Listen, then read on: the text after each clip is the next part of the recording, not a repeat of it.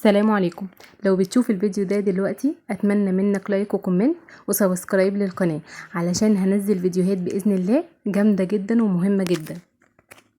طبعا اللي متابع اللي حصل ولما قالت مروا على اسماء كتير جدا شغالين في تجارة الاعضاء، دلوقتي بيتقال صانعي المحتوى على تيك توك اللي هم التيك توكر يعني اللي اتقبض عليهم، تم القبض عليهم بتهمة افساد الذوق العام وخدش الحياة وافساد قيم مجتمعية وليست تجارة الأعضاء. فالحقيقة فين الله أعلم، بس اللي هقدر أقوله الفيديوهات اللي هقدمها لحضراتكم دلوقتي واحنا أكيد بنفهم كويس طبعا إن الحقيقة لا يعلمها إلا الله، وإن شاء الله أكيد ربنا هيبين كل حاجة قريب.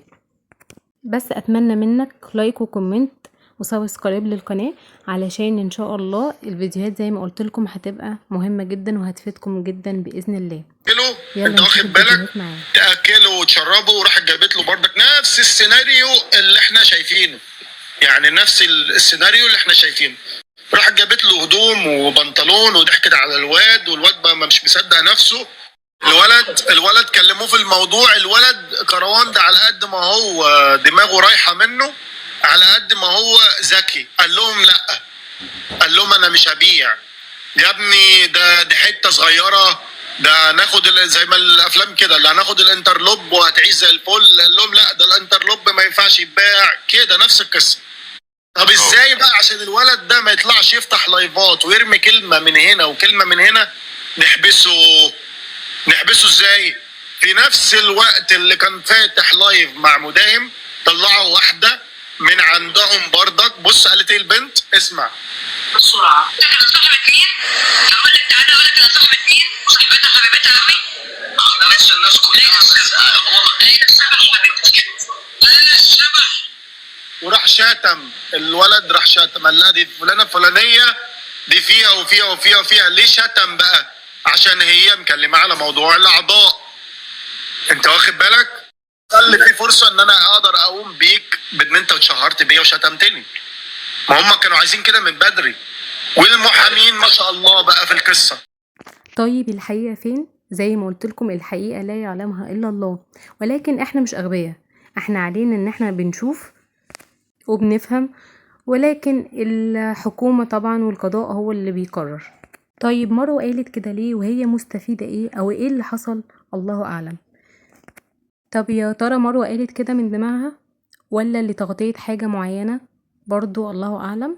دلوقتي هسيبكم مع فيديو بجد صعبت عليا جدا فيه. ابوكوا راميكولية ومحدش بيسأل فيكم، انا تعبت وعايزه اشتغل وعايزه اشوف حالي، عايزه مش عارفه اصرف عليكم. السلام عليكم، معاكم دينا جودلاك الجديد بوم البوم. انتظروني، انا بعمل حاجات جميله والحمد لله، وربنا وقف معايا. انا امي ماتت وابويا مات والحمد لله انا عشت وعشان خاطر اربي عيالي، والحمد لله اختي وقفت معايا واسلام جوز اختي هو اللي وقف معايا، والحمد لله انا فقت ورجعت تاني. بوم البوم دينا جودلاك واحد بس. احلى دينا مراجيح، مفيش طريق السفاح يا بنت. وطريق السفاح حبيبي. احلى دينا يا جدعان. وطبعا اكيد كلنا عارفينها. انا لما شفت فيديوهاتها يعني صعبت عليا جدا طبعا، ربنا يرحمها، وحسيت انها غلبانة وانها كان نفسها تعيش، بس الله اعلم ايه اللي حصل. الفيديو اللي احنا هنشوفه دلوقتي حالا ده كارثة بكل المقاييس. يعني ايه اوضة فيها اولاد كتير وست تيجي تشتري ولد وتمشي؟ ايه الكلام ده؟ تابعوا معايا الفيديو ده بجد مهم جدا، ربنا يحفظ اولادنا جميعا يا رب. انت اوه الواد ده سليم صح؟ سليم ما فيهوش حاجه، زي الفول صحته حلو. ماشي يا معلم، اي مصلحه اي حاجه ماشي. يلا انا جايه لك، بصي على السمعه. ناس حبايبنا هم اللي واقفين لي خير. كنت عايزه عيله هم 6 سنين كده، هتعملي بقى ايه؟ واحده مزنوقه فيه 200,000 جنيه 150,000. الواحد منك امبارح قال لي انت تاخدي 150,000 على عيل صغير. كدابه، انا مديها بمكان. جماعة اللي احنا شفناه دلوقتي حالا ده حقيقي، يعني مش فوتوشوب ولا ذكاء اصطناعي، ده بجد. فين الكلام ده؟ ويا ترى الاولاد دي بيحصل فيها ايه؟ سمعنا عن حالات خطف كتير، ربنا يحفظ اولادنا جميعا. يا ريت يا جماعة تخلوا بالكم من اولادكم.